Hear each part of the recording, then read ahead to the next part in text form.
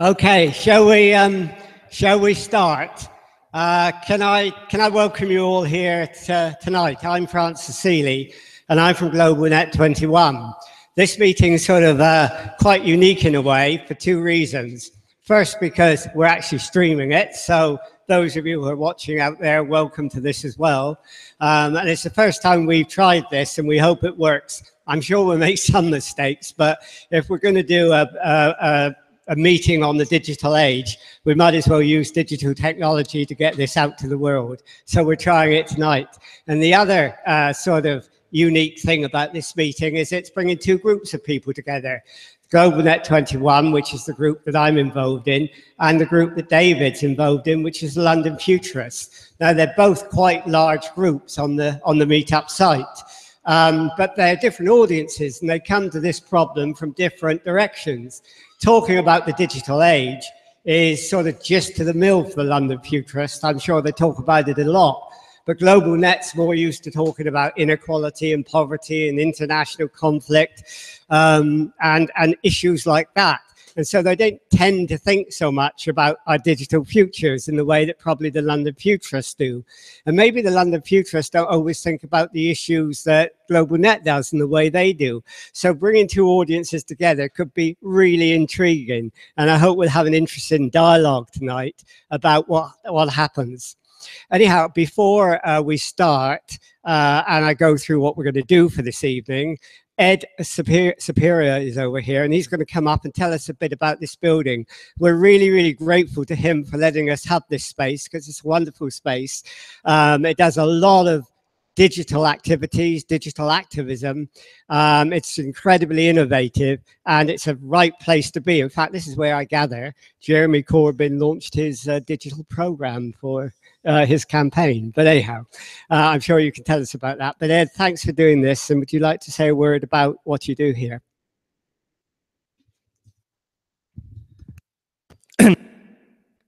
So here for basically the same reason why I founded this place, which is the world doesn't seem quite right, and maybe technology is part of the answer to how we can make it seem better. I founded this about a year ago to sort of be a home for where politics and technology meet. We, roughly speaking, do two things. We host events here. We probably hosted 150 events in the past year, from workshops, lectures, hackathons, all kinds, roundtables. And also, since this is the whole building, we have about 9 bedrooms upstairs, and we host activist residencies as well. So people who are working in these areas come and live here for a period and work on their projects and spread information through the community. So if you are interested in more events like this or running events of your own, please come and see me, or go to the website Newspeak House and you'll find all the details you need there. And I'll be very happy to host it. Also, my dream for this place is it becomes, really the home for this kind of thing. So, and what that will be is, we'll have events here every night, and this place will be a workspace during the day, and we will have trips for activists who will, be coming to live here and able to do their work. So if you would like to support that, you can go to the website and join as a member. And that's pretty much it. Thank you. Okay, thanks, Ed. I hope it grows and grows and be successful, because I think it'd be a great contribution to this part of London and for the debate, the sort of debate that we're having as well. Anyhow, what we're going to do tonight is sort of divided into two parts. The first part, we're going to look at, the priorities for the digital age and how it can affect social outcomes as a way, as a catalyst for getting us to think about other things. And David Woods from the London Futurists is going to talk about Harari's book, Homo Deus, which raises some interesting points, which I'll come to in a minute. And then when we come to about, 35 minutes, half an hour, 40 minutes to the end, we're going to ask you for your ideas of what you think we should be doing in the future, because we have agreed between us that we would do 4 meetings a year between our two groups on our digital futures. And what we want to do is get your ideas, which we'll write down. And if there are more than 4, which I bet there will be, then we'll probably do a survey monkey poll and send it out to everyone and see which the most popular one is. Anyhow, we're going to, first of all, talk about the digital age. And the digital age is something which is going to affect all of us in all sorts of different ways. First, because the growth of big data. Alexander, is it Friedland's book, Social Physics, talks about about big data and how it can make better government, better families, better communities, but at a price. And the price might be we have to sacrifice our privacy. We'll be spied on. Everybody will know everything about everyone. And those who are the most powerful agents in the world will know the most. So there's that issue. Then there's the issue which Harari talks about, and I'm sure that David will talk about, and that is that we're coming to the age of intelligent design, not God-made intelligent design, but human-made intelligent design, where we don't progress by evolution, but we progress by actually the manipulation of our genetic codes, which could in the end, according to Harari, and this is only a prediction, it's not something that he thinks necessarily would happen, but it's something we need to discuss. It could create superhumans. In other words, in the same way as we've moved from the Neanderthals to Homo sapiens, intelligent design could create another species of human or cyborgs or something else, which might make Homo sapiens rather uncomfortable. And then there's the third area to talk about, which is how government can cope with the new big data revolution and the digital revolution. There's always a cultural lag between government and society out there in normal circumstances, but in present circumstances where changes are so fast, that lag can be incredibly serious. And how we can link up government to what's happening in the digital world is a major problem. So I think those are three main areas, but I'm sure David will talk about a lot more, and you will have ideas yourselves about that particular topic as well. Anyhow, I'm going to pass over to David now, and David will introduce the Harari book and critically look at it. And then when he's finished, I'll come back and facilitate the questions to David and the discussion from you as well. And then we'll go into the second half where we get your ideas about future meetings. So David, thank you for doing this with us. And it's a great and fantastic opportunity. So I think he's almost ready. Yep. Okay. Right. Over to you then. Thanks very much, Francis. And I'm going to talk through, indeed, in my the review of possible priorities for steering the digital revolution, I'm going to be taking ideas from Harari's book. And I have to say, in my 1-minute assessment, it is a great book and you should read it. And it will make you think a great deal about a lot of hard topics.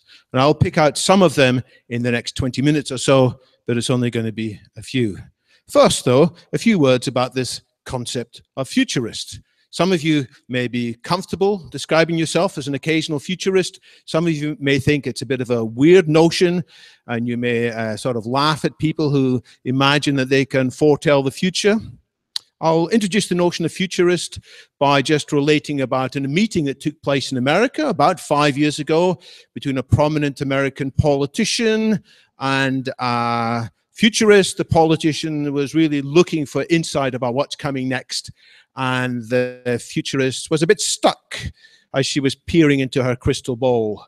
It was captured by Newsweek, who were there, thankfully. And basically, eventually, the futurist stuttered out, well, I would help you, but I can't make any sense of the language the future's. Now, to be clear, nobody in London Futurists does have a crystal ball. That's not what futurism is about. Futurism is about understanding possibly the language of the future and the language to interpret future trends. And it's about seeing possibilities. It's about trying to get away from the hurly and burly of business as usual at the bottom of the ship, you know, when we're all working very hard at what we think is the right thing to do. And the futurist is like the little boy who climbs up to the top of the mast, not to see definitely what is out there, but to see what might be ahead, to see possibly some of the threats that are there. Is that a pirate ship out there that we might need to pay more attention to? And he's trying to persuade some of the captains of the ship to pay more attention to this. Perhaps this threat might come to us more quickly than we expect. Futurists are also looking at opportunities that are out there, opportunities which, again, might be missed unless people are paying enough attention. It's a hard thing to do this because technology goes through often a slow, disappointing phase. New technology gets overhyped often before it breaks through and really takes its role in disrupting society big time. And it's also hard because you may keep your eye on one trend, but there are many other trends in play. And what we futurists try and do is try and pick out a range of trends and how they interact and paint these as scenarios. As I said, most businesses, most organizations don't do a very good job of anticipating disruptive futures because we're all busy, as it were, keeping the balls in the air, staring up. That's a hard task. It's one that keeps most companies busy most of the time. And occasionally there are a few people whose job it is to look ahead, but it's mainly knowing what you're looking for. It's incremental developments. It's finding more customers for your existing products, or it might be modifying your product in an incremental way. And where we're bad at traditionally is seeing the things we didn't expect to see, the things that initially blend into the background, the elephant not so much in the room, but the elephant in the footpath that could, if we're not careful, completely change our world for ill if it charges us, and possibly for good if we can saddle it up and take us to where we want to go. So this is what the professional business of futurists is, to help people to do this kind of anticipation in a productive way. And we do it by building on seeing what's happened in the past, looking at trends, looking at possible convergence of trends, aiming to get more foresight about future scenarios. And for each of the scenarios, we try to ask 3 questions. And this is what futurists do. First of all, okay, this is a nice story.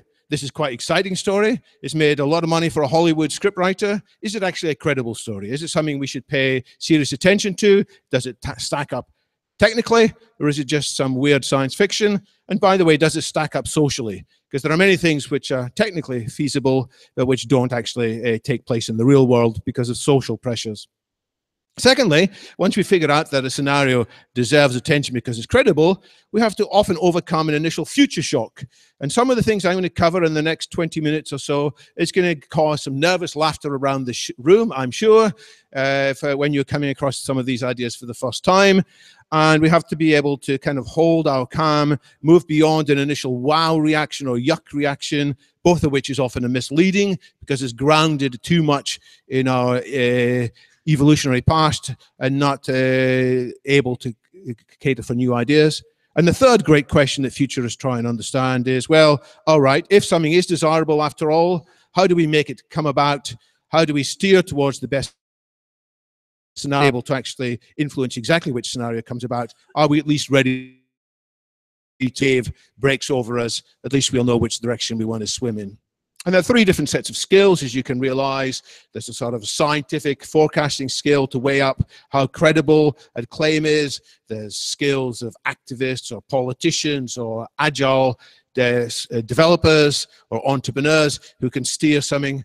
And to figure out is a future is actually desirable, we need a sort of an old-fashioned word, which may not always be fashionable these days. To get from an is to an ought, you need more than just a science. You need a bit of philosophy as well.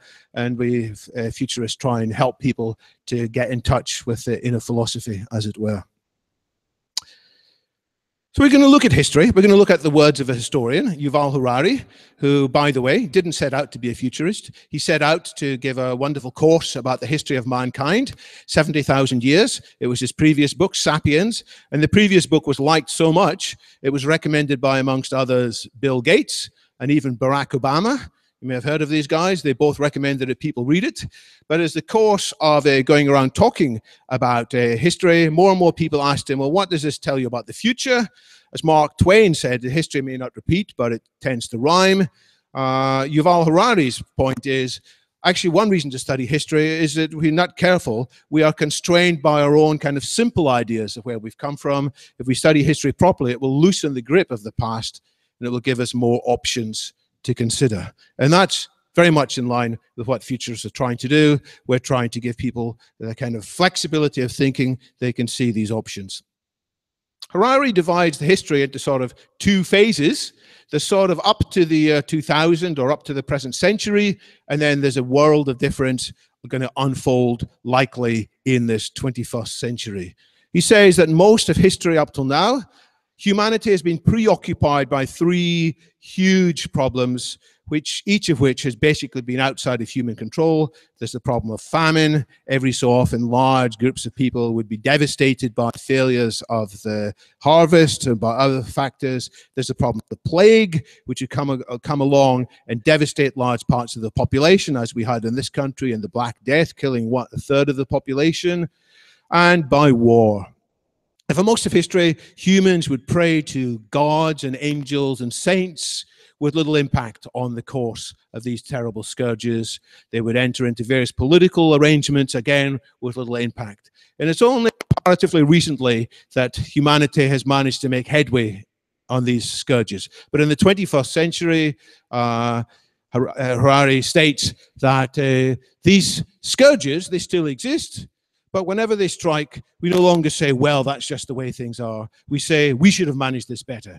It was a great political crime that a famine did take place. It was a great failure of politics that a war broke out, rather than being something which is preordained. And he has some fascinating statistics which he quotes. He looks at the percentage of deaths from violence throughout history, I guess retreading the same steps that Steven Pinker has taken. In ancient agricultural times, if you study the skeletons, about 15% of them show signs that they were killed by violence.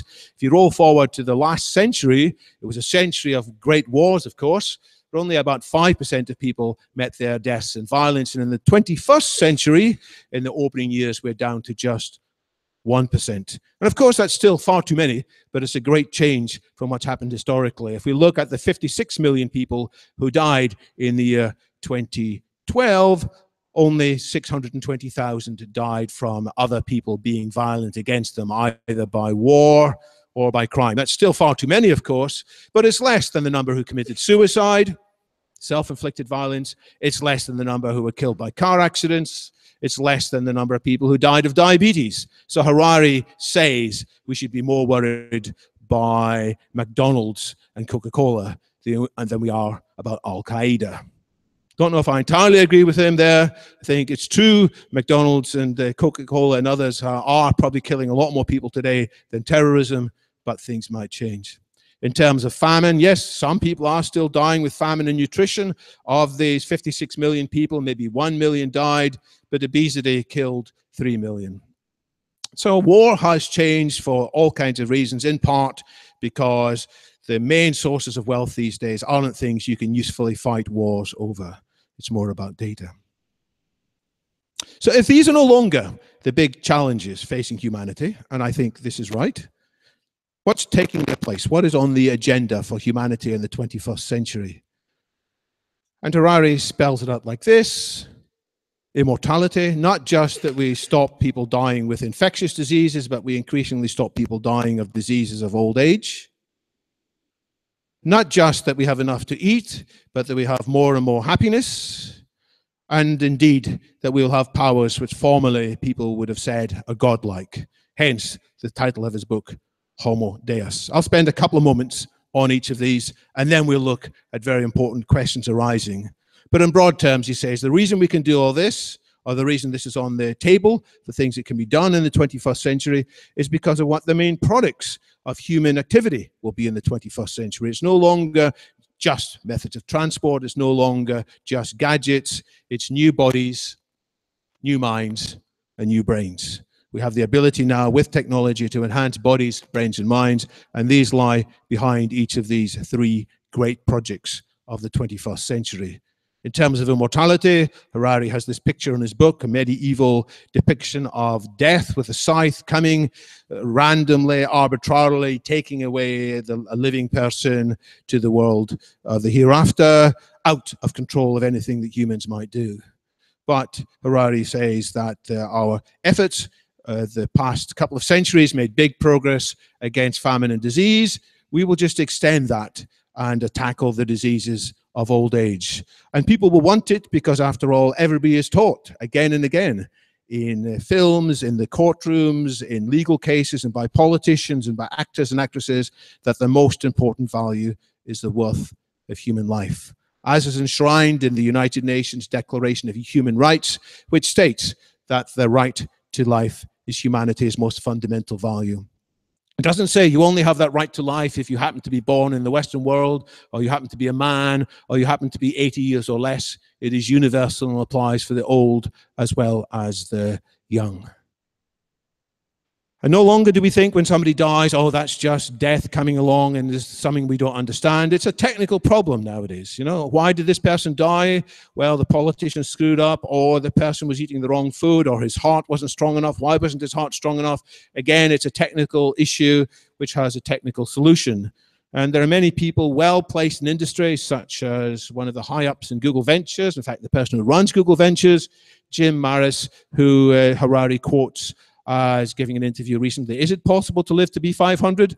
I would say so, he says. Why? Using the products of 21st century science, synthetic biology, 3D printing, nanotech, and AI. But as with the other two that I'm going to come to in a minute, the same as with immortality, or we might call it immortality better than immortality, because I think people will still die of accidents and occasional violence, but there'll be many fewer people who will be aging, because we'll have the ability to use these things to reverse aging. All of these things have drawbacks as well. And today, most people don't take this very seriously, but over the next few years, over the next decades, more and more people are going to realize, you know, this is just outside our grasp. And he quotes here, if you think that religious fanatics with burning eyes and flowing beards are ruthless, just wait and see what elderly retail moguls, newspaper moguls or others, or aging Hollywood starlets will do when they think the elixir of life is within reach. They will be making great efforts, just as people now, understandably, go to great efforts just for a few extra months of life, in many cases when they have a fatal disease. And the battles will take place, Harari suggests, not just in the laboratories, but also in parliaments, courthouses, and streets over access to this technology. So much for immortality. In terms of happiness, here's another picture from Harari's book showing everybody smiling.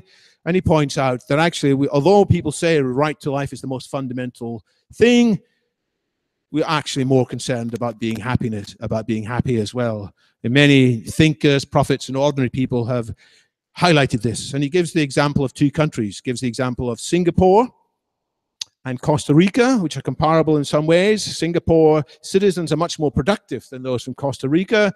Their average output per annum is about $56,000, whereas in Costa Rica it's only about a quarter of that.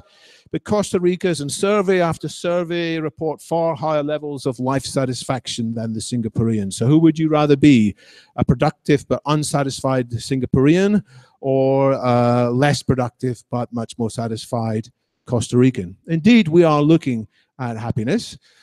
And why aren't we happy more of the time? As Harari points out, it's actually very difficult. We're quite good at knowing how to get power, comparatively good at knowing how to get power, but it's much harder at converting that power into a lasting happiness. Indeed, in many societies where we are more prosperous, more comfortable and secure, there is more suicide, much more suicide and depression than before. And he points out that we have our maker to blame for this. We have evolution to blame for this, because evolution never optimized us to have a permanent happiness. Evolution wasn't concerned for that. It just wanted us to be able to survive long enough to reproduce and look after our offspring long enough. And occasionally it would give us some happiness to push us in the right direction, but it's never been in evolution's interest to give us too much happiness. And therefore, we have to think about potentially reprogramming our psychology, reprogramming our physiology. And that is what's in our grasp. With things like drugs, many people have been depressed. 50 years ago, as he points out, psychiatric drugs covered severe stigma. People were embarrassed to admit that they were taking something for attention deficit or for wandering minds or lack of focus. But now people are quite happy to say, yeah, I'm taking these drugs. There's been a sea shift in the social attitudes, and drugs are just the beginning. More and more people are discovering ways in which they can reprogram parts of their brains, possibly with electrical chemicals. Harari's got a fascinating section in the book when he talks about people using helmets under military training to get rid of the inner doubting voice, to be much calmer and to be therefore much more peaceful. That's happiness. Harari points out that if we have the skills to do extending our lives, undoing aging, if we also have the skills to rewire our physiology, we will have the powers that previously were assigned only to gods. In fact, we'll be much more powerful than many of the gods. We'll be able to reprogram our own biological substratum increasingly. We'll be able to create life. We are already creating life. We'll be able to copy, if we wish, the strength of Hercules, the sensuality of Aphrodite, the wisdom of Athena, the madness of Dionysius, or whatever. We will have our own superpowers. Why? It sort of follows if we have the technology that will give us these other things. And as Francis mentioned in his introduction, there's sort of three ways this might come about: with biological engineering, or possibly if we take some cyborg techniques into ourselves. My mother's in a sense already a cyborg by having a replacement hip. Very grateful for it. By having a replacement lens in her eye. Very grateful for it. Increasingly, we can reprogram ourselves and possibly even non-organic beings, something that was beyond the ambitions even of the ancient gods of myths. What this is saying is that although we have thought historically that sapiens was sort of the pinnacle of evolution, there's a lot more ahead. Now, I'm sure, as I've been saying all these things, you've had lots of questions in your mind. You wanted to say, but, and Harari does raise very important questions. He says, all right, if we can reprogram our desires, if we can decide to change our sexuality so that we're no longer attracted to people of one type, but attracted to people of a different type instead, if we can reprogram what inspires us, what do we want to want? How do we decide what we should be motivated by? And by the way, who should decide as well? Because many people will have different views on this. Historically, as he points out, and he has a sweep of history in his book, initially people would talk to the spirits and the stars and the ancestors and try and get guidance on the great questions of life. Later on, as people centralized under agriculture, who tended to move from animism to theism, and people would say, well, the stars, the mountains, the forests, they were actually created by a single divine creator, and we're lucky enough to have his guidance as to how we should behave. And you get the answers in there.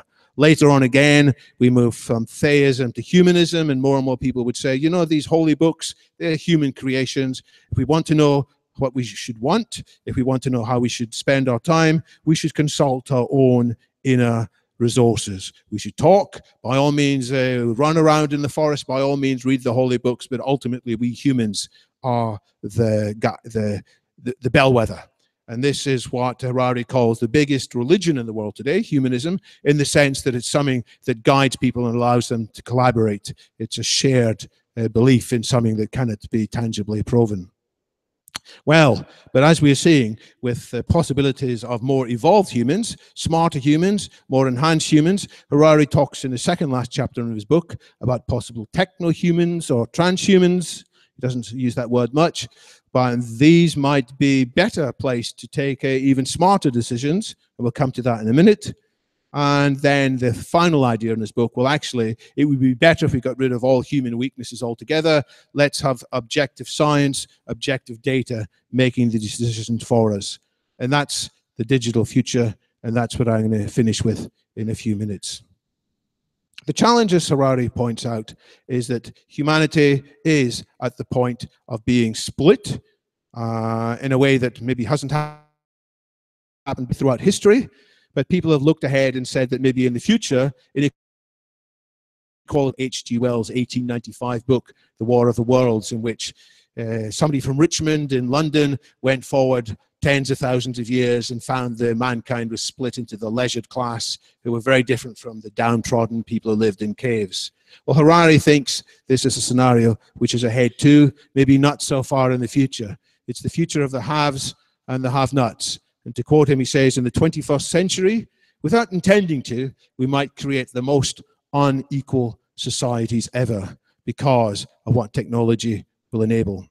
And he points out, as many people have said, that there's a reaction and opposition to this view that says, don't all goods start off expensive, these new wonderful digital goods, whether it's things like smartphones or flat screens or indeed medical treatments, they may start off only being available to the few, but with a trickle-down effect, they spread to everybody. And so, according to this thinking, there won't be a great division in the future. Everybody will be elevated.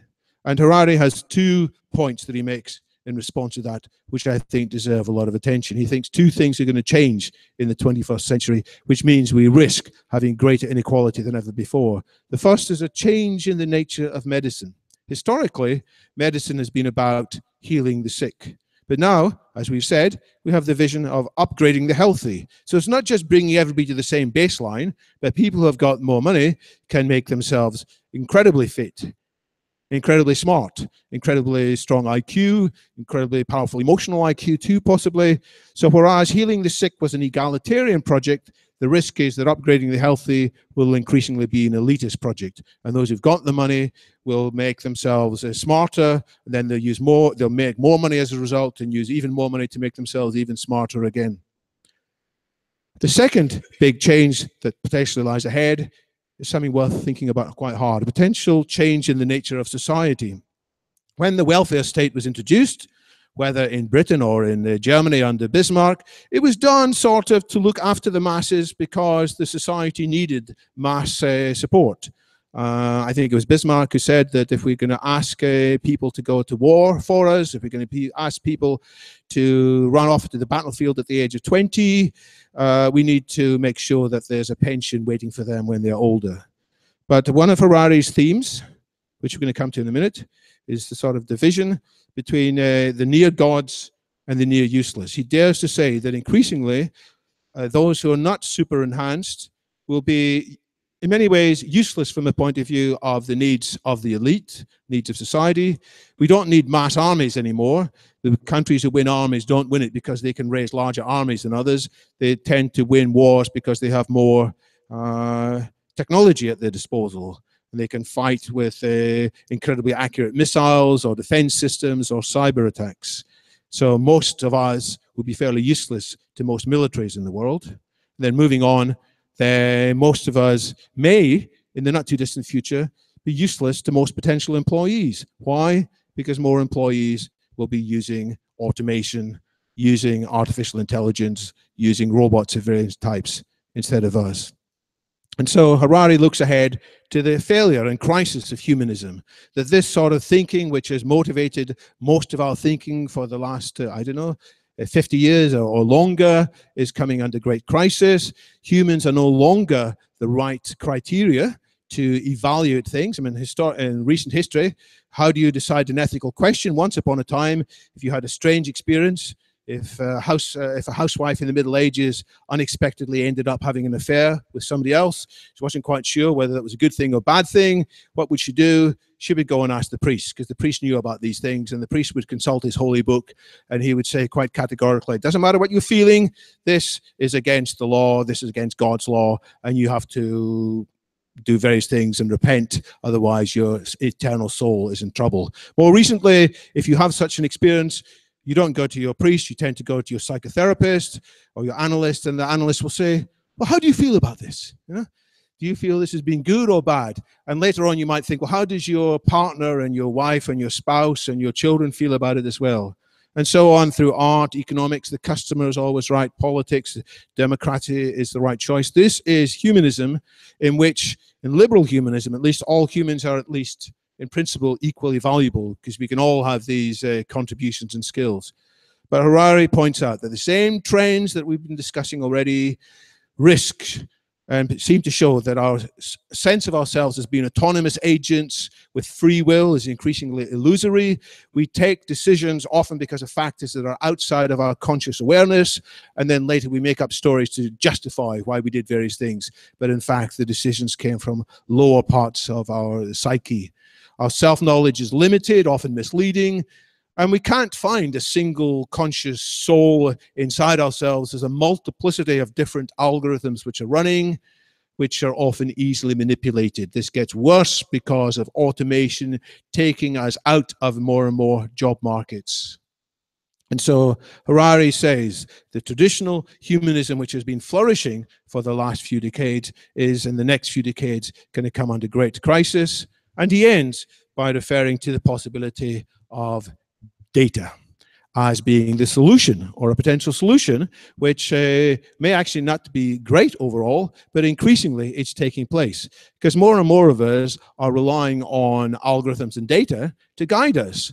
More and more of us are going to do what Angelina Jolie did, have some genetic tests, and then have some medical operations as a result of what these tests of our genome tells us, or what our biome, that's all the stuff in our gut, or our metabolome, what's actually happening. We have more and more ability to analyze that, and that will tell us more than our feelings what the right thing to do.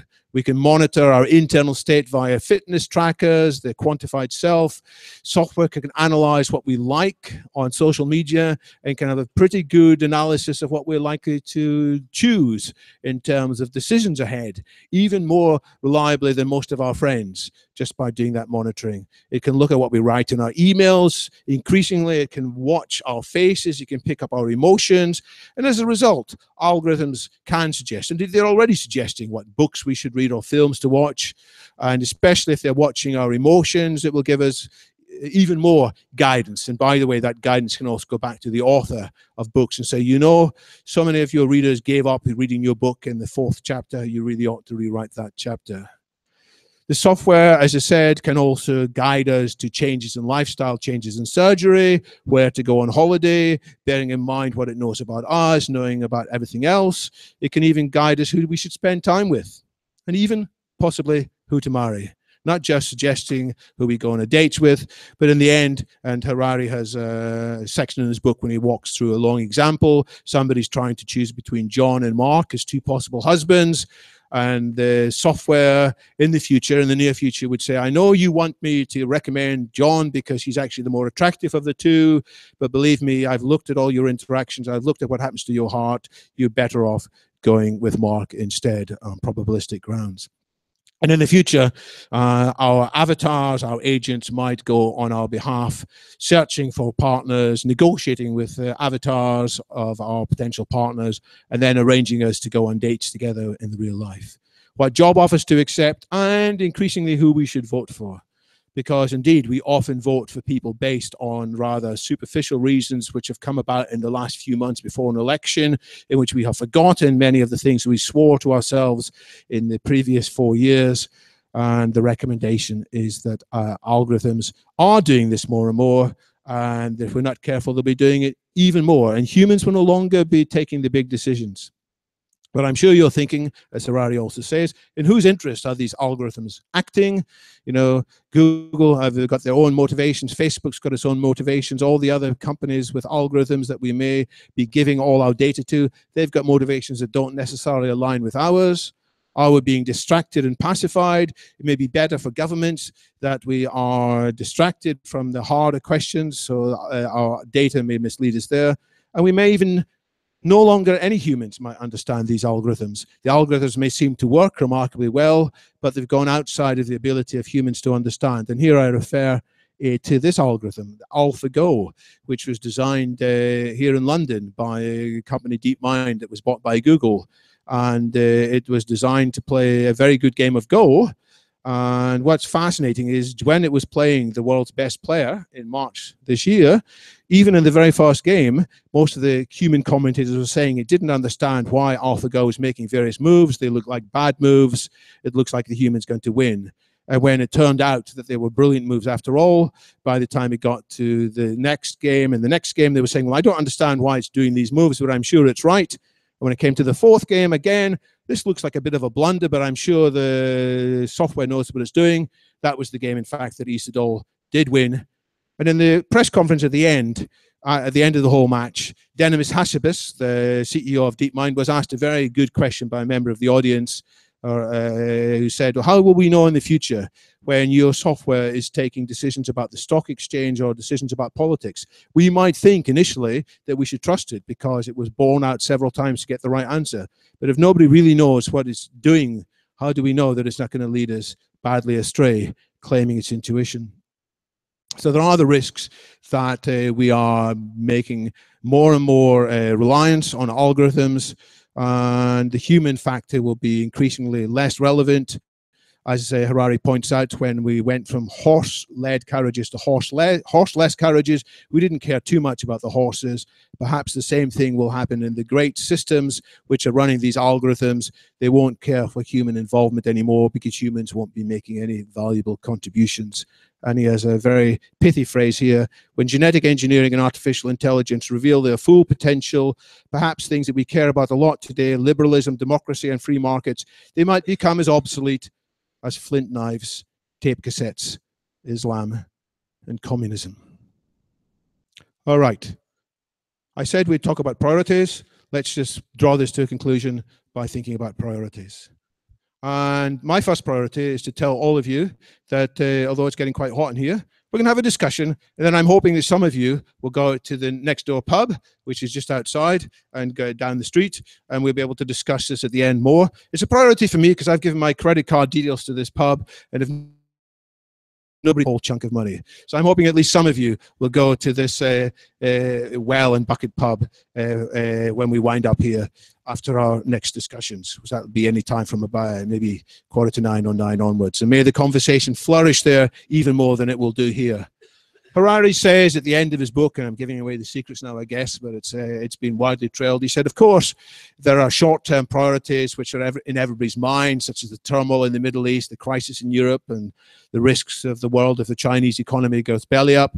And yes, there are longer-term issues which many of us rightly care about too: global warming, inequality, the disruption of the job market. But he says the biggest questions of all, which we should be spending more of our time on, are things like, are we really just algorithms?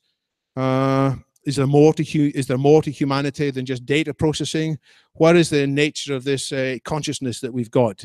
Bearing in mind that most of these algorithms, in fact, all of these algorithms, are not a shred of consciousness. They're very intelligent. They may even be emotionally intelligent, and that they can understand the emotions that humans are experiencing, but they're not themselves emotional. And if we have a choice in the future between having lots of things that are very intelligent but not conscious, with fewer space for the less intelligent but conscious humans, how will we make that decision? And what will life be like when non-conscious but highly intelligent algorithms know us better than we know ourselves? I think these are big questions. I think we can do a bit better than that in drilling down to what the priorities are. So this is my last slide, which I'm now speaking, what I have come to view, and which Harari's analysis backs up in my view, as to what we who are interested in the future should be spending our time on now, not just in the distant future. We should be thinking more about timescales.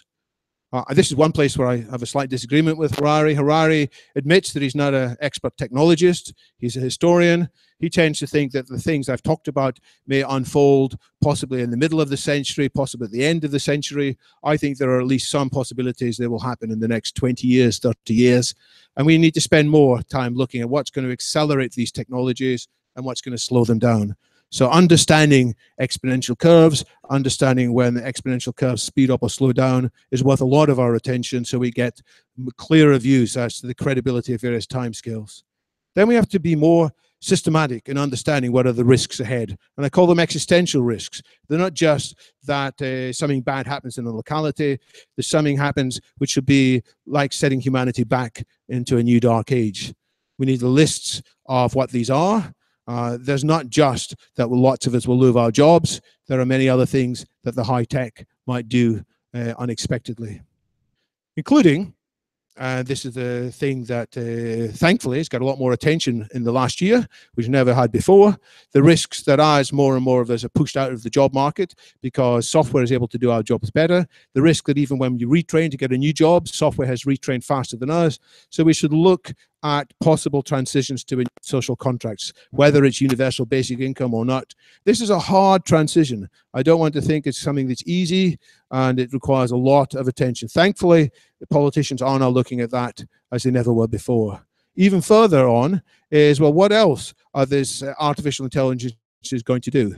Because we might say, all right, we'll just give it some clearly defined tasks to do, but as it has more autonomy, as it has more power, we want to ensure that as it upgrades itself, as it rewrites its own code, it remains friendly towards humans, rather than regarding humans as a little bit irrelevant and as something disposable if it turns out that its own objectives conflict with the apparent objectives of humans. We need to completely change a lot of what's going on in education, in my view. We need to train people a lot of the standard futurist skills. So we shouldn't just be studying history in the present day in schools. We should be looking at people understanding trends, scenarios, agility, which is something with a capital A rather than just a small a. There's a whole set of skills in agile and collaboration. We need, however, more than just the skills. We do need to do what this building's all about, which is improving the technology for enhanced collaboration, so that we'll get better democracy, so that we'll be more responsive to the genuine needs of a wider group of people, rather than just looking at what's on the top of a few people's mind who happen to be able to shout the loudest and have got the most money. Then we must paint more clearly a positive vision for what this better future will look like, a future in which many of us apparently would be useless, but we can find a new value and a new usefulness for ourselves, a new sense to live. I call this a humanity plus future, meaning that we are indeed better humans, but we are still recognizably human. And I think it's very important to paint this vision so that people start being pulled towards a better future rather than just being driven by fear. Some of that will involve spelling out an evolution of the statement of human rights into something you might call a statement of progressive rights or transhumanist rights. Talk to Dill in the audience if you want to get involved in that, into which we have preserved the freedom of choice, privacy, and so forth. I think this needs to evolve from where it is today. And not just on an individual level, we need to reform our whole regulatory framework, the regulatory frameworks that is meant to be keeping us safe, but which often may stifle innovation. And I think there's a big effort to be done on anticipating smart regulations of the future. And finally, the question of the next few decades that's going to be in all of our minds, I predict, is whether intelligence augmented humans, humans who are made smarter by technology, whether it's by drugs, whether it's by reprogramming our genetics, will we be smarter than the strictly non-biological artificial intelligence or not? Some futurists take this for granted. They say, don't worry, we humans will merge with technology. We'll remain the most intelligent species on the planet. Other futurists like Nick Bostrom say, you know, there's going to be so much pressure on companies to develop artificial intelligence without the constraints of biology, and that's going to go ahead with leaps and bounds. So what are we going to do about that? So these are my views on the priorities, and reading the book by Harari, it's convinced me that these are indeed things we should all be working on. So thank you for listening so avidly. I'll make these slides available later. In fact, they're all on YouTube as we speak. How are the comments? People still watching, Rupesh? Been going up and down. Well, we hope it's going to go up. So I'm going to hand over now to Francis, and thank you for listening so avidly.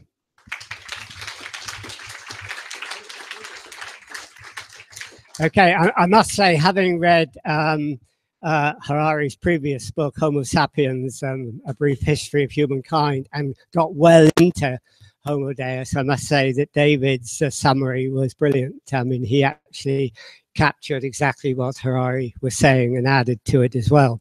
Anyhow, let's carry on the discussion now. And as David said, we're going into the pub after. If you can't go, by the way, as a human being, send an algorithm, because that will make sure David is not out of pocket. But now we've got sort of about 40 minutes just to discuss this before we go into the next section, maybe 35 minutes. You know, we've heard that the future may create the biggest challenge to humankind, as Harari said, since the beginning of the cognitive revolution, which was 70,000 years ago, and certainly since the beginning of the agricultural revolution, which was 10,000 years ago, in the sense that the primacy of the human being, of Homo sapiens, is now being challenged in a way it never was, which will put all our ideologies that we've been looking at in the last 2 or 3 centuries out of date. So it is an interesting discussion which we all need to get involved in, and it's over to you now to start that discussion off. David. David, that was both intriguing and disturbing, of course, because what it raises is the issue of what does it mean to be human? Taking your point about the possibility of breaks to progress, are you suggesting, or maybe you haven't actually formalized your comment about breaks, but are you suggesting that there might be a movement, as there was in Aldous Huxley's book Brave New World, where people lived outside of society? Can we take a few questions at a time? Because I want to get as many people in the audience involved as I possibly can. And then maybe you could come back after a few questions. Okay. Three things immediately came to my mind. One is, did he define happiness in the book? What does that mean to people? Secondly, it's very human-centric. What about the rest of the animals? I thought I understood that there was a definition of what it means to be human, and when somebody like Coco, who was taught sign language, surpassed all these, there was a question of whether to kill her would be murder. Coco's a gorilla, by the way. And also, a lot of your talk seemed to be talking about products, and I wondered how futurists deal with something like when La Palma finally breaks in half and we get a 100-mile wave that nobody's going to be able to control. How's that going to be part of our future? Okay, let's take one more, and then maybe if we could get brief questions and brief answers, we can get as many people in as we possibly can. I don't know whether the cable's going to take me to you, but maybe you could come to me.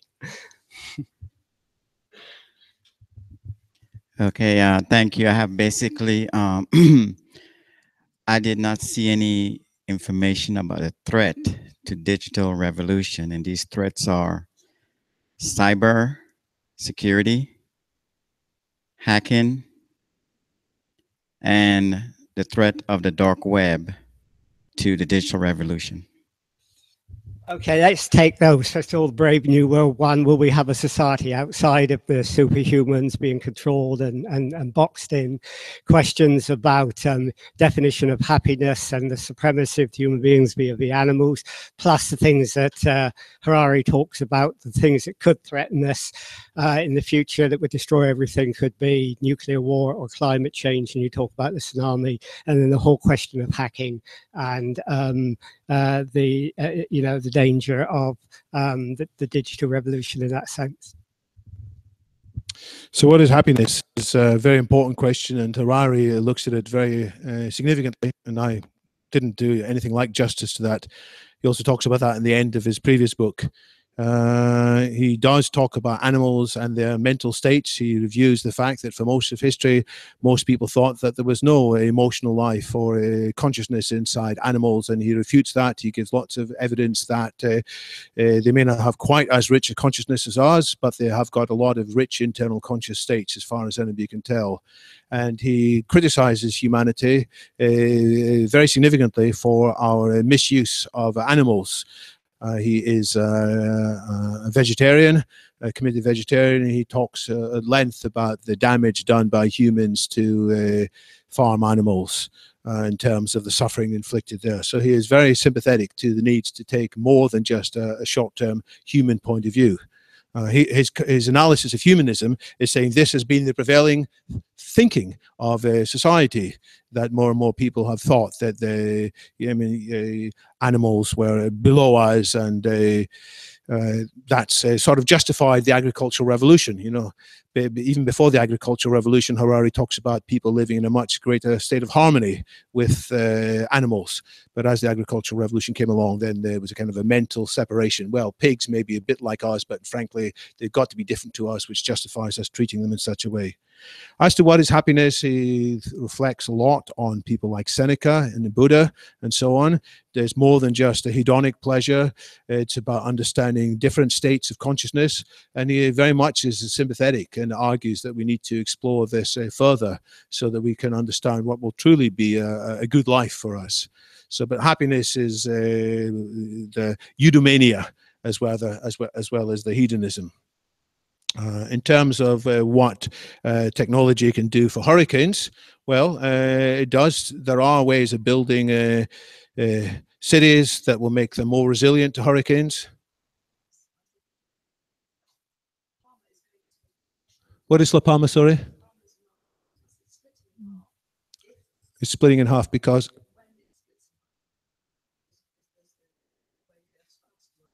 Right.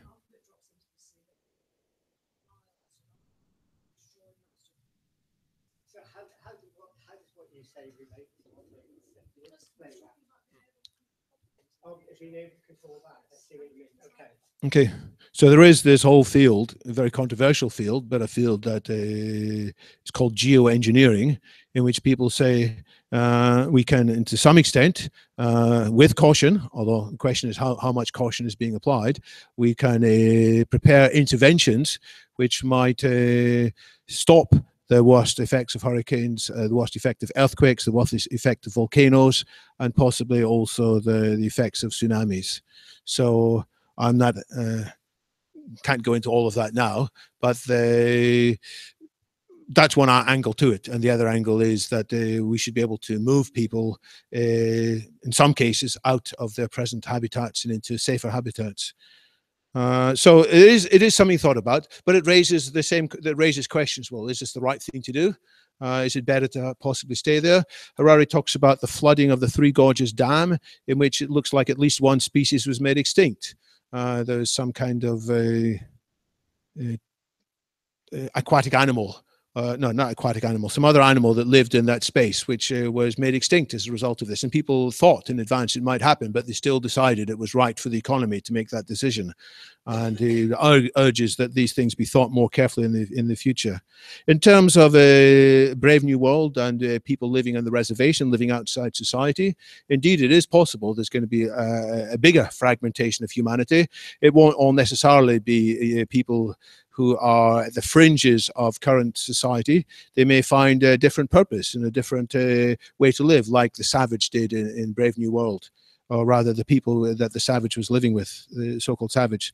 So I think that is a scenario that deserves attention. Harari talks a lot about 70,000 years ago, there were multiple species of humanity.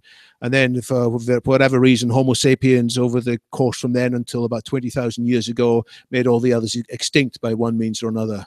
And about the hacking, so indeed, there is big challenges to society there. If we make ourselves more and more dependent on data and algorithms, the risk is that suddenly our treasured algorithms will be subverted.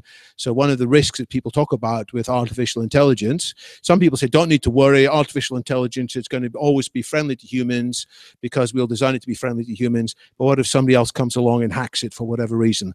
Like the poor co-pilot of the German plane who was multiply depressed and decided to set the co-pilot of the plane to fly into the hillside and kill everybody there. For goodness knows what miserable reason and sad reason that was. We can imagine people in the future motivated by whatever kinds of anger or unhappiness, hacking into systems and doing great damage to them. So this is another reason why we must be more careful about the allure of this world of data and algorithms. Not that it's a bad future necessarily, but it's one that's going to require a lot of attention. So one of the priorities ahead is understanding the cybersecurity landscape much more fully than we do currently. Yeah. By the way, I mean, get Harari's book if you haven't got it, because he does talk a lot about natural disasters, and it's worth looking at some of the things he says on that. And he does say a lot about happiness as well, and compares the Buddhist with the molecular biologist's view of how you should control your passions and your pleasure, because he takes a bent to my view that happiness is the getting of pleasure and the avoidance of pain. But anyhow, let's take some more. If we can, I feel sorry for the people in the front row. They're going to get their heads chopped off. This allows the recording.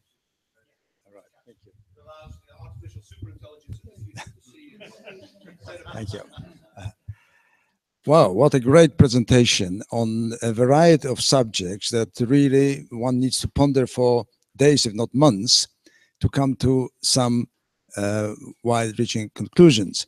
I would only want to think about two main hypotheses that were presented here about what is happiness and what happiness might be or how it might change, and about the diversification of the society in material sense. Let's say, let's talk about the first one, the happiness. In the extreme scenario, we could, using the artificial intelligence or latest discoveries in neurology, we can produce as much serotonin as you want so that people could be eternally happy, but it would be a mad happiness. happiness, in my view, in order to survive its own status, has to be also salted with pepper and some sad news and so on, so we can see the opposite of happiness, how it is when we feel unhappy. I'm not saying that we should feel unhappy for most of the time, but it's a certain amount of time. So there's a question of definition and how the future will make us happy in a more balanced way. The second point, and I didn't understand whether the author was really consistent here when he said that the future society will be polarized between those who earn very little money and those who earn almost the earth. And at some other point, I think, David, you mentioned that it's the opposite. When I think about the income and the material benefits in 30 years' time or 50 years' time at most people will have more than enough to survive and live a very good long life. Now, there will be a number of people who will be enormously rich, but what's the point of being enormously rich when, if you are rich enough, you got essentially everything? So I don't buy that thing that the society will be divided into a poor sector and very, very rich people.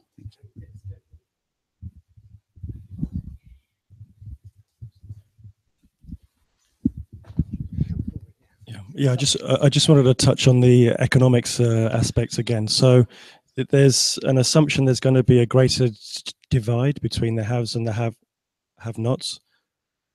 And there's if there are a lot more have-nots than we have now, then the people who pay for the algorithms are advertisers at the moment. So Google and Facebook, they get the money because there's a belief that people will buy more product that the advertisers are selling. If there's no one to buy, or there's much fewer people to buy the product, why would you pump money into algorithms that really that suck data from the individuals? There's no reason for the individuals to be there, to be honest. They might decide to withdraw from that because they realize that they're being used. So we haven't really touched on the backlash that could occur. I mean, this lady here is just taking a picture of me, yeah? So I might say to her, can you delete that, please? You know, I can do exactly the same by saying, I've chosen to know that this is being recorded now, but I shouldn't choose to have that picture taken. So it means that there is a choice, and people may exercise that choice, and that may result in the progression that you're stipulating may not be as advanced as we think. Okay, let's take those points. And by the way, if anybody doesn't want their photo taken, please tell us. But it's really, really nice to put photos up on the meetup sites so that people can see the sort of meetings we have. And that's why everybody does it. I mean, most meetup groups do it. But if you have an objection, please tell us. Okay, happiness. You know, your definition of happiness was rather different to the one that Harari talks about, and you actually talk about being able to experience the opposite of that to know what happiness is. You talk about your belief that inequality will not be as great as you think it is. Now, Harari does talk about inequality in terms of power, superhumans being versus Homo sapiens, and you talk about the element of choice that's been left out of it. And Harari does talk a lot about choice. So to be clear, Harari emphasizes this is not a cast iron prediction. He's saying that if we're not careful, we're going to sleepwalk into this particular future in which there will be a smaller number of people who are the ones who benefit from being in charge of the most important algorithms, in charge of the most important search engines, the most important pieces of technology, and everybody else will find that there's no work for them. And doesn't have to work out that way, but it's something we should think about, and there isn't enough thought given to it because the overwhelming assumption of most economists is, oh, this is just a Luddite fallacy. They mention the Luddite fallacy. They say, look, in the past, people complained about industrialization. They complained about the weaving machines, which put them out of jobs. They smashed them up. They should have just realized that industrialization was going to create more jobs than it destroyed. So this is what most economists have traditionally said, whereas Harari thinks that this time it's likely to be different because of the general purpose nature of artificial intelligence, which means that lots of jobs will be displaced in more or less a short space of time. But how it works out in practice, well, he wants more people to think about it, more people to anticipate how it might be. The common view amongst those who think about it is, well, we will have some kind of redistribution system so that the wealth which has been accumulated by the robots and by these algorithms is somehow redistributed to everybody in society, so they're going to be able to still keep on buying things. Then the question is, all right, they may be still participating, but will they have a value in their lives? So it's not that they're going to be poor and downtrodden. Perhaps the picture of the time machine from H.G. Wells was misleading there. They will probably be living a better quality of life than most people have throughout history. Indeed, better quality of life than most kings and queens have throughout history. But they'll still, what's it for? You know, what are they doing? And the question of finding meaning deserves attention. And so, where will we find our happiness? So one scenario is that more people will say, right, well, I'm just going to take the right kind of serotonin boosting drugs. I'm going to lose myself inside wonderful virtual reality games. I mean, our teenage relatives might disappear for a few hours at a time and maybe a day at a time just now, and then come back. Maybe in the future, they'll disappear for decades at a time into these virtual worlds. That's one possibility. But is that the right possibility we want to get to? We need to think things through, which is why, although I put it as my priority 7, I think it's the most important priority of all, which is understanding what that humanity plus future could look like, in which we take these threats seriously. Do we need to have a lot of unhappiness in order to have a true kind of happiness as well? Perhaps. I do see that there should be variations in mood, but I don't think that we should have the terrible crisis of depression, which is leading so many of people to suicide or other kinds of angst. Even though materially they're well off, they're still getting deeply depressed. So there's something wrong there, which we probably can fix. And so there will still be variations in mood, but I don't think there needs to be quite the same lows. We can have great highs without possibly having the lows. But it's hard to understand, because although we can understand the brain today, we're not sure how the brain might change in the future with positive psychology. Did I deal with the questions? There is a saying that you can be overjoyed, and that's sort of good. But if you're overjoyed, then it's sort of no longer good. You know, we might end up permanently attached to electrodes which stimulate us. That's not the outcome we want. And if we're not careful to say, well, you asked for happiness, we're giving you happiness.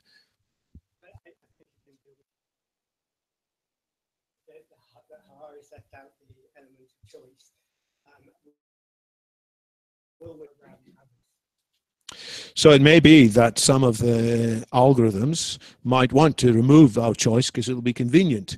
So maybe the algorithms already tell us which way to drive. You know, if there are lots of people on the same road, it might say, actually, some of you should go this way, and some of you should go another way. If you send us all the same way, it'll cause an even worse traffic jam. So it's already it's making some decisions for the sake of the good overall flow. Of course, we can choose currently to ignore what our sat-nav tells us, but in the future we may decide, well, the sat-nav is always right, so I will always follow it. And without realizing it, we may become too dependent on it without realizing it. So, all right, the recommendation system recommends I spend time with this person. It's always been right in the past, so I'm going to do it in the future too.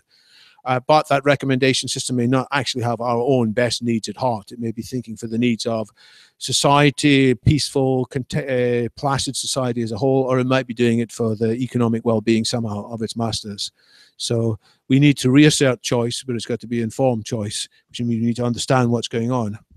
Okay, and David. Yeah, great. It's pretty challenging stuff. Fantastic talk. Thanks very much. I wondered what you felt, what responsibility or role you felt that futurists had to help people engage with these issues, because it can really become a pretty elite debate. So we have fantastic virtual reality games, etc., which are entertaining and distracting for people. What are the methods that futurists and others could offer to help people engage democratically with their futures? What agency can you help people gain about their future? Okay, let's take someone else. So we have a lady, yeah, because we only have one so far. Anne. I'm just wondering about the question about population. So if we're all going to live to be 500, then assuming that we'll need fewer children, and so how will that affect the social dynamics of families? For example, do we need a robot to tell us when to get married if we don't need to get married? And who will, I mean, these are obviously not just general questions. And then who will decide who is allowed to have children, or is that going to be an issue? And you think David knows the answer to that, do you? Yeah. Okay. Who's it? Someone else? Lady, sorry, gentleman over here.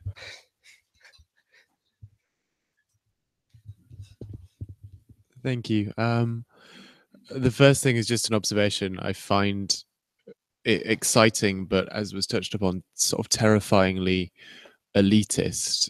At the moment, I think the sort of limit on power is knowledge, and knowledge is acquirable. Whereas now we're moving into a realm where it's the knowledge of knowledge, and it becomes social mobility under that framework, I think, is even more difficult to achieve.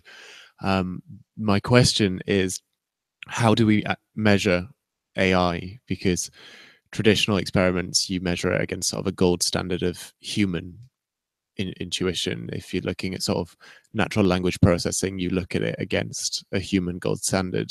But it feels like the black box is becoming more and more opaque. And I'm not sure how, for example, with the dating example, how do we even know that the person we're recommended to marry is the best of the possible set, because we're seeing less and less of the puzzle? Yeah, thanks.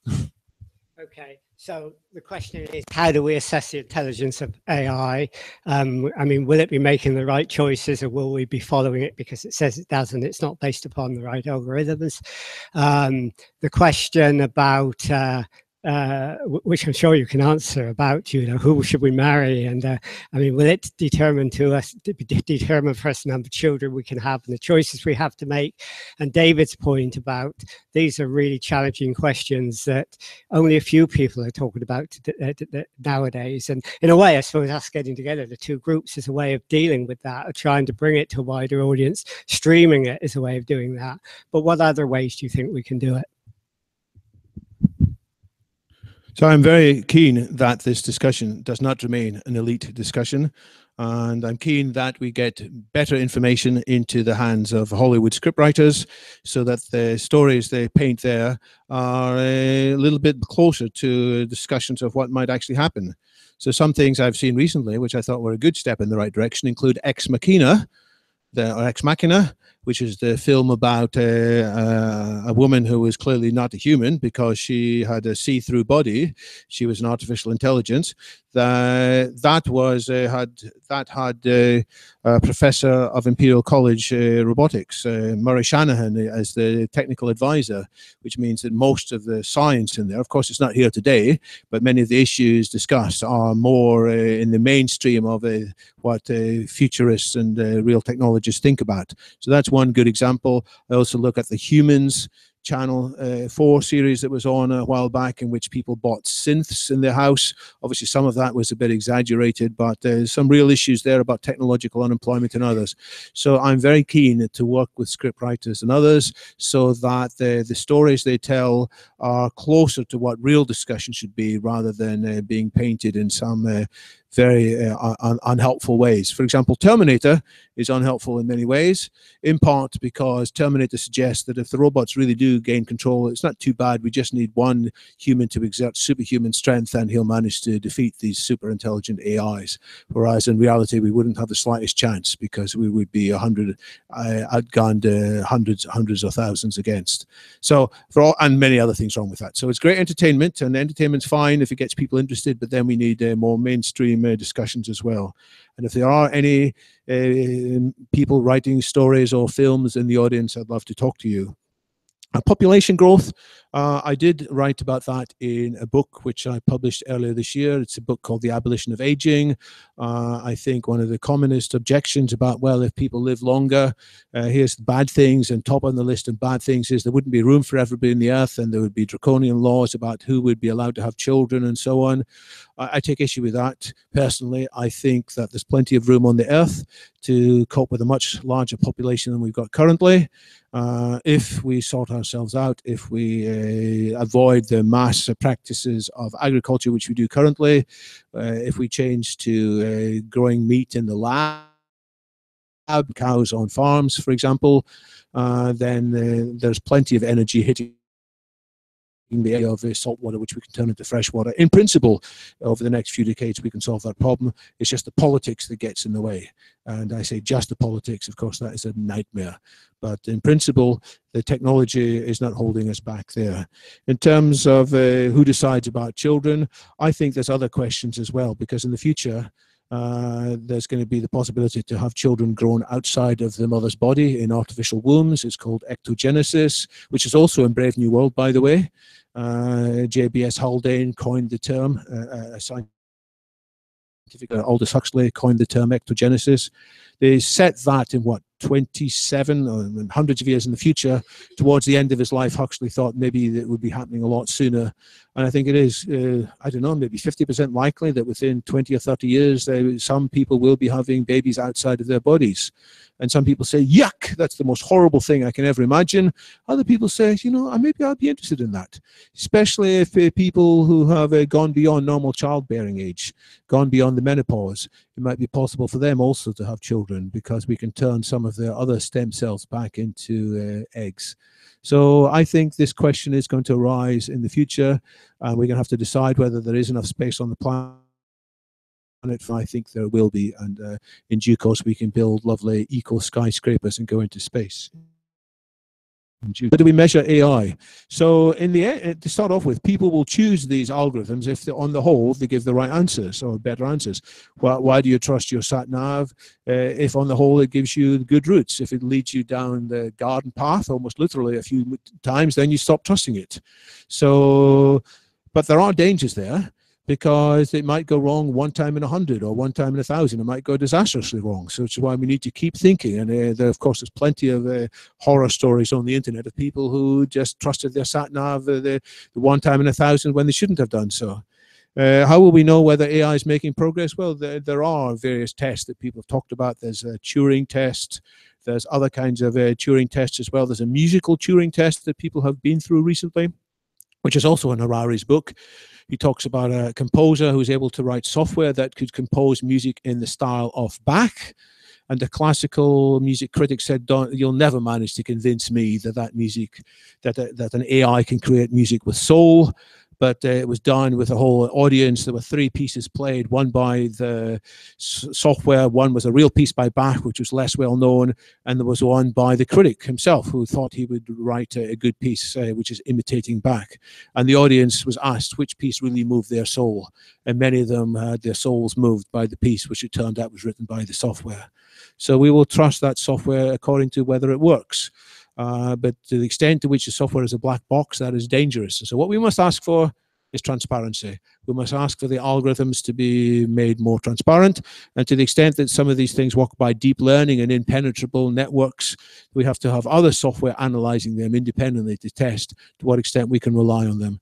It's just like we use some software to test other software systems independently for how robust they are against cyber attack. In the same way, in the future, we probably should have one set of very sophisticated software analyzing the algorithms used by others to tell us whether or not we should trust them in all circumstances. I'm not an expert like David is. I'm sort of an interested generalist, and so I pick up some interesting things that Harari talks about, and David's mentioned about women about babies being created outside the body and so on. And I noticed in his book he was saying that they've now identified the DNA of a mammoth, impregnated an elephant with it, hoping to bring back the mammoth as a species. And more worrying, they have now identified the DNA of the Neanderthal and have got some women to volunteer to be impregnated by that DNA to bring back Neanderthals. onto the Earth. So you can see how fast some of these things are sort of developing. Let's take a couple more questions, and we'll go to the second part of the day. Let's take 2 ladies, because we've had a shortage of ladies.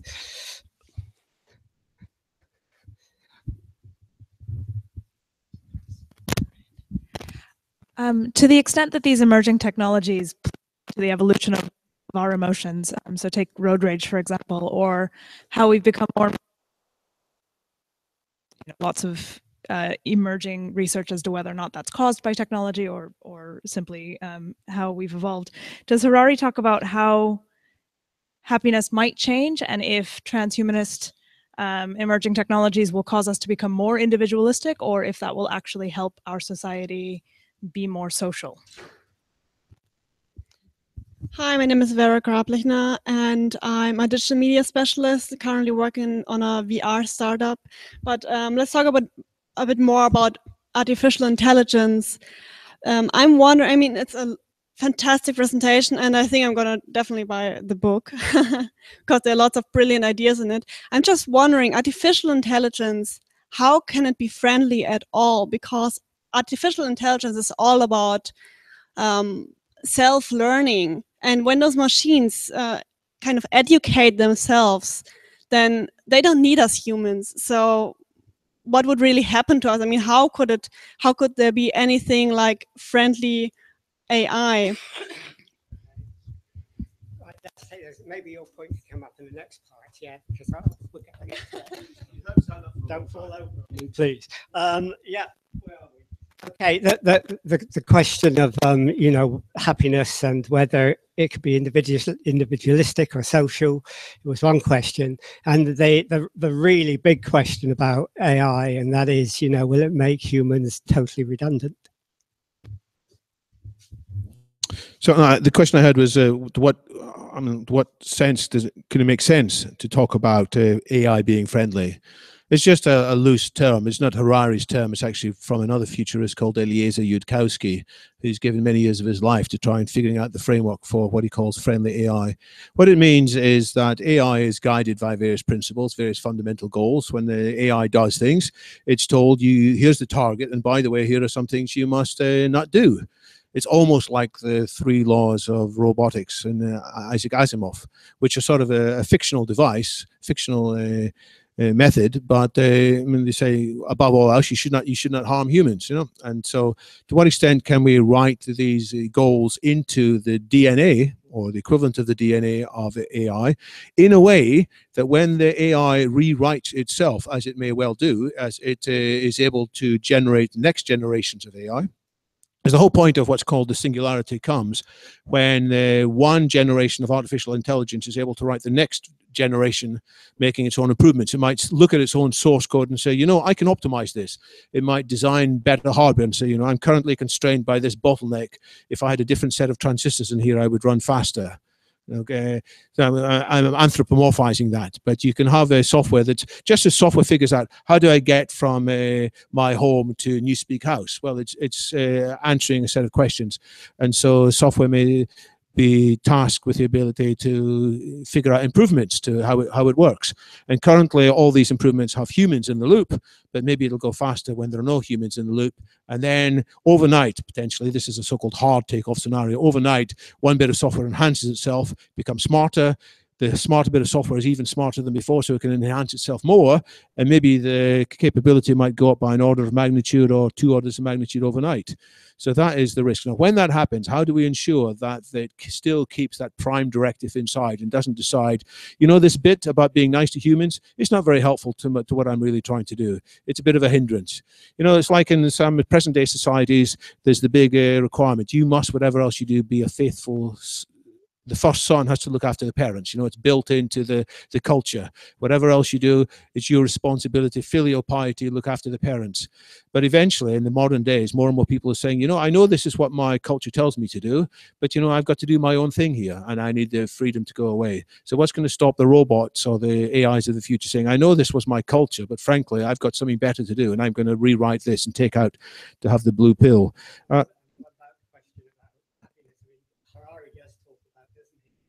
Happiness was originally individualistic, and then it was taken over by a collective thing.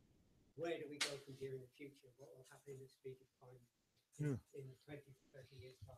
So we might decide that we want to encourage all of us to be some individualistic beings. We might decide, and the question is who is we? I'll come back to that, but we might decide that actually to go down the individualistic route, and so we might encourage the development of emotional intelligence, but also social intelligence or networking intelligence or collaborative intelligence. So we might do the equivalent of putting fluoride in the water to strengthen our teeth. We might also put whatever it is in the water and in our genes that makes us less individualistic and more sociable, if we decide that's good. And that's a choice that's ahead, in which we do need to think about. I didn't actually do justice, I realized, to the question earlier that said, this sounds like a terribly elite future, in that unless you know a lot about knowledge, you're going to be missed out from this. And I think that is a concern too. But I am still a liberal humanist, in the sense that I think everybody can be raised to this level too, and that over time people can be helped and then encouraged and then excited to explore this. It's a bit like once upon a time the world was divided into the literate and the illiterate, and very few people were literate, and most people didn't need literacy for their jobs. But it turns out actually we're all capable of literacy. And so I think data skills and understanding knowledge is something that will be accessible to everybody in due course. That's my own positive vision. Okay, well, thank you, David. That's been really great discussion. What we're going to do is take it further now, because as I said earlier, we're hoping maybe involve others as well. To do what David was saying, make this discussion broader, involve more people. So what we wanted to get from you, your ideas of what areas, what topics we should cover. I was wondering if I could get a volunteer like Catherine around and to write down the ideas as they come up, because it's difficult for me to do that and hold the microphone. And if I did try it, I would never read my writing. Well, I can't read my writing anyhow, but that goes without saying. Right, let's have a look then. If we were to develop 4 meetings a year, what are the topics you would like us to cover, given the broad sweep that David has been through now this evening? The from good. Okay, so virtuality from good. AI and ethics, the whole question of ethics, okay.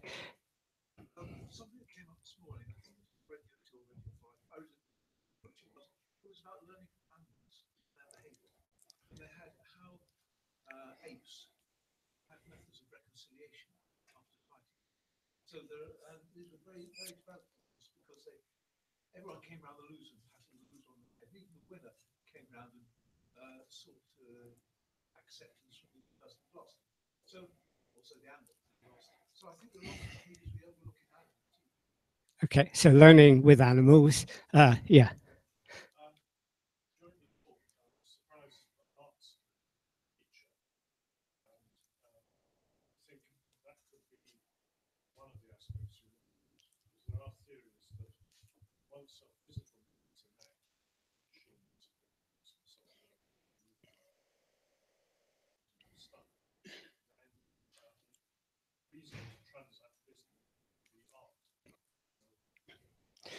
Okay, so how does Maslow's hierarchy of needs be affected by the digital revolution?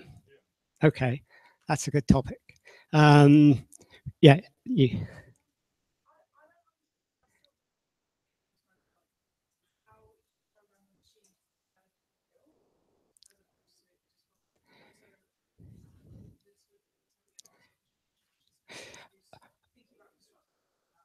Okay, that's really good. We ought to have some nuts and bolts topics as well, because, we're talking about it in an ethereal way, in a sense, and we're assuming that people have read Harari, read the issues, know about AI, read the economics of singularity and all those things, and they haven't. So maybe if we jot down some, maybe a nut and bolt meeting where we can.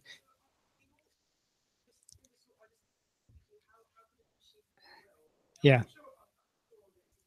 Yeah. Okay. What is will? What is consciousness? I think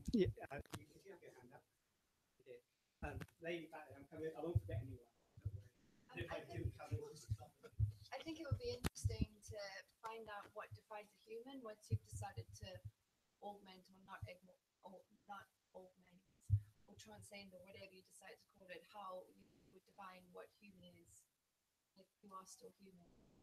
Okay, do you mean how you would define human, or would you define Homo sapiens? I'm not sure I would. Okay, right. What is human? Yeah. What is human? Okay, what is human? And, you know, we're talking about humans millions of years from Homo erectus, and Harari is talking about cyborgs and life coming from inanimate objects as well. So we're going transhumanism, we're going beyond humans as well. So that's a good question. Derek? I'd suggest we should discuss the future of capitalism. The future of capitalism. I thought that would bring you in, Ed. Strangely, no comments on it at all. I wondered if it would be possible at the beginning of each of these meetings to have an update on what has changed in AI development from today to 3 months, 6 months, 9 months, 12, so we can see how things are progressing. And the one thing that I would say otherwise is that with the knowledge thing, there was very much a case that some people has always been available to all, and in a sense, we're going through the same cycle again. In my view, with some of these things, we've always been vulnerable to attack. For example, you can attack AI machines, and at the same time, if you acquired youth in the Middle Ages, somebody could run off with your box of gold. And I think it would also be interesting to engage a statistician to give a statistician's view of the way this is developing. For example, we're talking at the moment about having cars that drive themselves and what happens if they kill somebody, and that's come up as an incident in the States.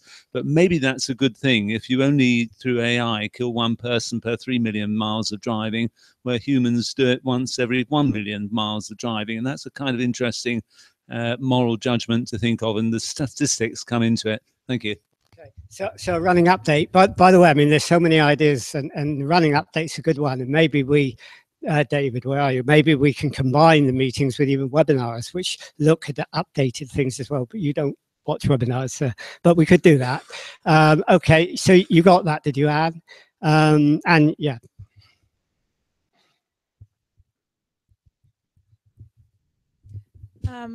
I'd be interested in tangible ways to future-proof if this economy does collapse in the next, sort of several. Future-proofing the economy in the digital age. So everything that you've ever said, I've always seen through the sort of prism of sort of capitalism, and I always think how the markets affect the various incentives. And I don't actually think capitalism is necessarily ever going to leave us now, but it'd be interesting to see this technology through the prism of different types of society that we've tried, because I imagine the outcomes would be dramatically different. Okay, but that goes with what Derek said. The future of the ideologies that we've had in the past, particularly capitalism, because it's been the most successful one, and how that relates to the digital future. And that's something Harari says, might be as old-fashioned as flints and knives in the 21st century and beyond. Okay.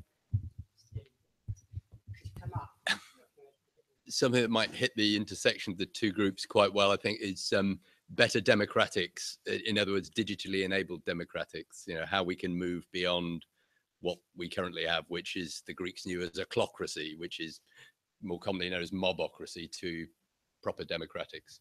I think one of the other books we could have chosen rather than Harari is it Friedland's book, Alexander Friedland's Social Physics, which actually looks at big data and how we can improve things. So I think taking that up would be a really, really good thing.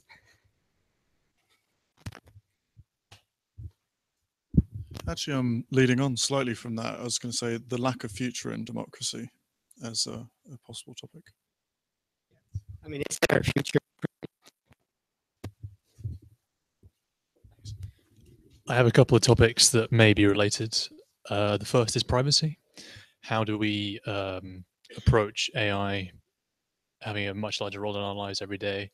And how much do we show them? Are they with us all the time, just some of the time? Who has that information, and what do we do with it? And related to that might be AI in government. What could they do if they have a view into everyone's room?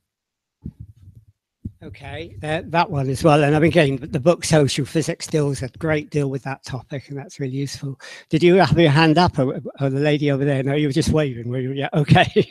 Who else? Pam. Thank you. I want to build on David's comment about the arts to share information and give people images of possible futures and truths, and our responsibility to make these ideas more easily available to people, partly to young people, so that they can make sense of the world that they're going into, but also people who've got responsibility to young people. The whole thing about, you know, he was talking about that kind of hierarchy of people who've got knowledge about knowledge, and that we have a responsibility to make the kind of things that we're talking about more available to more people, I think. How we use the arts for that. Okay, so the point that David raised about how we disseminate knowledge generally and how we do it to more people, and what do we use in order to do that, like the arts. Anybody else? Any more ideas for any more ideas? One here and one here.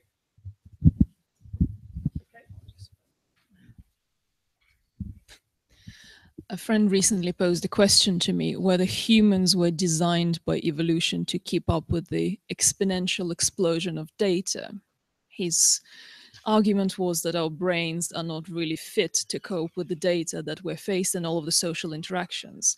So has there been any research into whether our brains are changing at all in response to technological advances? I know that the explosion of the evolution of technology has been on such a small scale in terms of biological evolution is probably not possible to detect yet. But is anybody looking at the anatomy and physiology of the brain, whether it's changing, and what's the equivalent of survival of the fittest in current terms? Okay. That's an interesting question too, about, you know, how do we make decisions, and the argument that Harari talks about, that we actually don't make decisions rationally as we once thought, which is a challenge to the humanist tradition as well, that we often decide what we're going to do before we actually do what we're going to do before we decide a reason that we should be doing it. So yeah, that would be a good topic. Any others? Thank you. I could think of IoT and smart cities, and how smart cities can help our communities. Again, that's in the book Social Physics, about how big data can improve our cities, our families, our homes, and everything. If we can come to both of you, can you come up a bit? So we, sorry. Yeah, the front row is feeling strangulate. Yeah, when can we create life and when can we end it? Yeah, can we? Yeah, I mean, if we have life forever, or we live to 150 years, can we make a decision to end that life? You talked a bit about human intelligence, and you also mentioned potential of developing what you called network intelligence, which sounds like we need a bit of that, and maybe we ought to know something about it so that we can organize ourselves. Okay, the creation of network intelligence. Yes, I'd like to bring up the issue of politics. I don't think I belong to the left, and I'm a Corbynist, and I'm a member of Momentum, and I've just been on the march in Birmingham. I met loads of left-wingers where their politics is entrenched. There's no way that it's going to be influenced any other way. How does that fit into the future? And of course, regulation. I think it's a really interesting question. How are we going to get these ideas into the tribal entrenched politics that we have in this country? I have a question and an idea. Who will inherit the earth? Earlier we thought it would be meek who will do that. But the second thing is that if this so-called intelligent people and very, very rich people, they move to Mars because they find Earth to be too congested and various problems, do you think those who are left behind might have a better life because of that? Can we put that down, because that's a rather intriguing question. A mediocre but different life. Okay. Right. Anyone else? We've got meetings going now for about 5 years. But anyone else? You've got a list, did you say? Oh. A little detail. A little detail would be the surface of when it comes to transparency. You mention that, but you don't mention the detail about the software being free in the public domain, like the free software project, FSF and all that, and the sort of freedoms that they say everyone should have. And instead of the software being a silo of some overlord, and it's the code that goes in, and it's like, oh, please, Mr. Dr. AI, in charge of the Dr. AI machine, will you please put my code in? Here's lots of money. Instead, it means that we're not subject to that one person. Instead, anybody else can muck around with it and share it. Okay, how do we have access? How do we have open source in the age of big data when there are large companies who control it and other people have vested interest? Wow. Oh, you could. Well, I could mention something which I think pulls together. There've been maybe 4 or 5 points which directly mention the word ethics, and then probably 4 or 5 others a strongly ethical dimension. It's a bit of a truism in the sort of futurist circles that actually what we need to address many of these questions is a better ethics, an ethics which isn't backward looking, but which is forward looking. Most ethics have been, about who we are, not who we might become.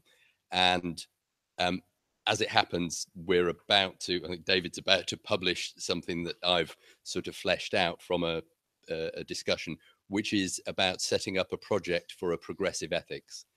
And that might be something that could pull together quite a few strands of this conversation. I think that would be great, because the first point I think that was raised in this session was about ethics and politics, and I think that if we have a joint meeting, we might even get the Central London Humanists involved in that, because the challenge to humanism from Harari's point of view is really strong. So I think we could get a lot of networking the networks going and take this sort of debate out to a really wide audience. Thank you. What about conflict of AI? Because various models might compete with one another. Is it going to be a war? Okay. Do we have a war of the cyborgs? Okay, and other things, yeah?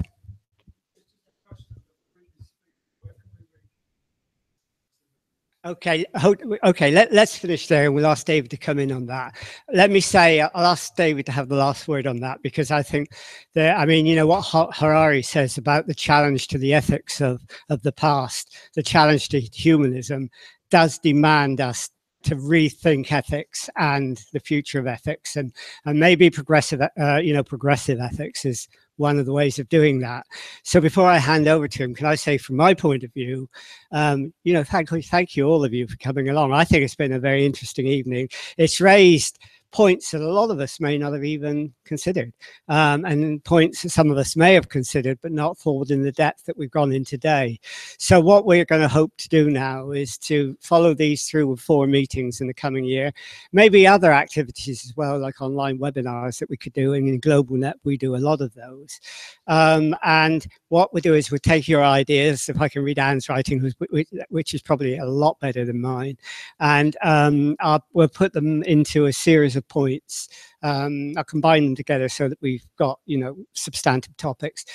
Put it on a Survey Monkey polling system, and send it out both to London Futurists and GlobalNet21.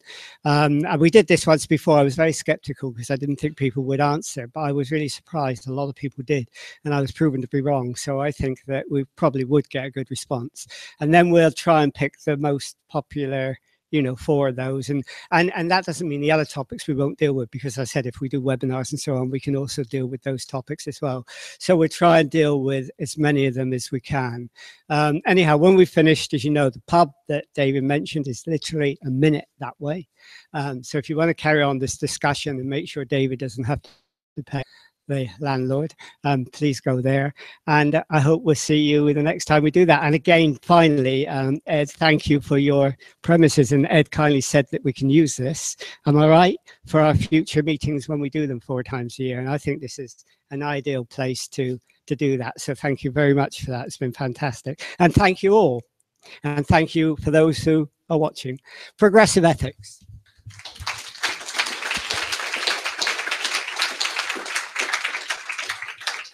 I just comment very quickly on very few of these points. They were all fascinating. Where is this document going to be about progressive ethics? It'll be on the Transpolitica website, and I'm sure we'll link to it from London Futurists and others. It's not good. I mean, Dill's written a fine piece of work, but it's not the end of the conversation by any means. It's more the start, and we're going to welcome more people to get involved. In terms of a conflict of AI, I think it is a very serious thing. If it turns out that one country is on the point of breaking into and having a decisive advantage, suddenly the other countries might want to bomb it out of existence. It's a bit like when Iran was almost on the point of developing a nuclear bomb. The Israelis flew in, and so I think there are things ahead about the possible conflicts between different AIs, because the one who gets there first will have a tremendously decisive advantage. In terms of a very important point about agency and will, to what extent will AIs develop consciousness? I want to emphasize that the risks of many things I've talked about don't rely on the AIs having consciousness or even a will. They've just been asked to do something.